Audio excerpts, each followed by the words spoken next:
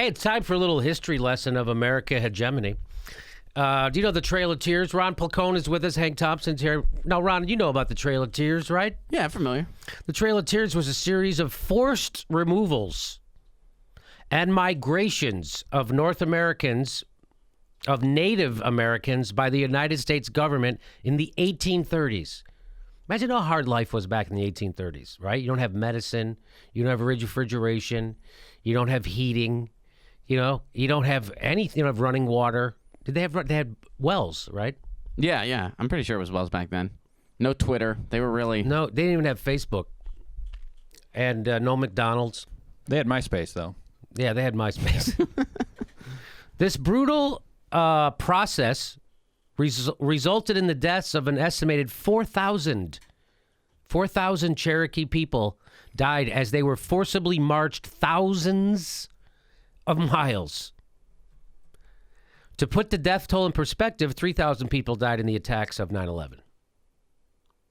Putting that in perspective. Why do I bring any of this up, Ron? I'll tell you why. Why do you bring it up, Jimmy? Because last week, cheerleaders from McClain High School, located about 60 miles southwest of Columbus, Ohio, held a breakaway banner that read, "Hey Indians, get ready for a Trail of Tears, Part 2. This is from ABC 15. There it is. Hey Indians, get ready for a Trail of Tears, Part 2. I'm going to guess there aren't any Native Americans that go to that high school. I think that's a good guess. I'm going to guess the teacher overseeing that sign. So representatives of McClain High School posted an apology to the school's Facebook page after the game, according to WHIO-TV. But that apology has since been deleted. Here's what it said. It said, tonight an event occurred that does not reflect the values or beliefs that we try to instill in the students of McClain High School.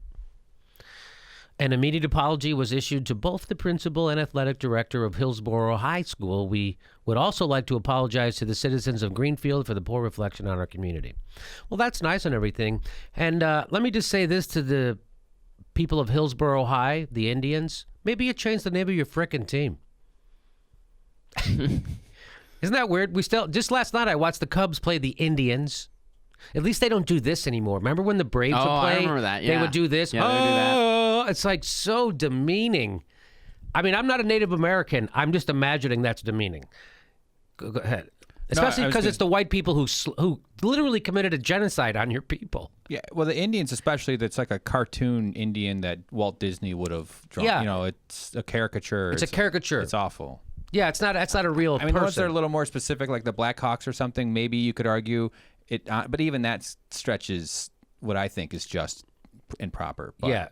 So the Redskins is easily the worst. Redskins is the worst. That's definitely the worst because that's just a slur, pretty much. Yeah. And horrible. The Chicago Blackhawks, you're saying that's not necessarily insulting because they're maybe honoring the name. But because that's a real name, Blackhawk. Was that an Indian tribe, I'm guessing, I don't Blackhawks? know enough about it to have a confident opinion, but compared to the just basic Cleveland Indians. Cleveland Indians? Yeah. There's a gradient there I could see, but also I can also see why people would be offended by all of it. I know. And, well, here we go. The school's principal, Jason Potts, says he and the cheerleaders who constructed the banner have since worked on an action plan that includes educating students on the 19th century relocation. I think we're going to teach them about that now. Our bad. Oops.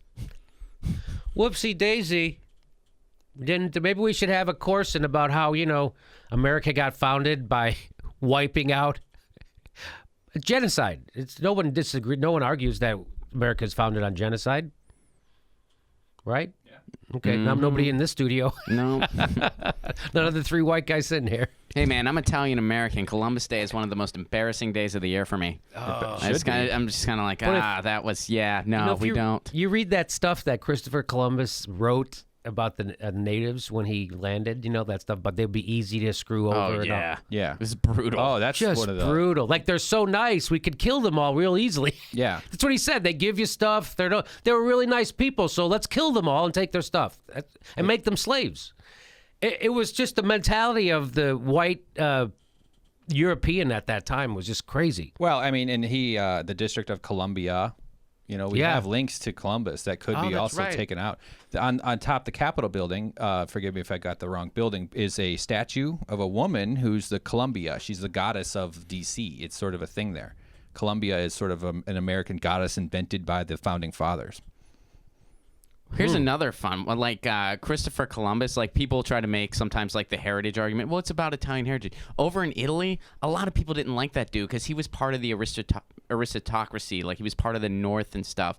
A lot of the people in the South did not like that dude. He was a really horrible guy. And most of the Italian Americans in this country have roots from the South because those are the poor people that came over. Their relatives were the poor people that came over from the South. That's why all the cuisine that we know of as Italian food here comes from the South. So really, it's like that. Even that argument is just totally null and void. He's just a really awful human being. I think the word is aristocracy. Aristocracy. Yeah, I know I struggled there. I apologize.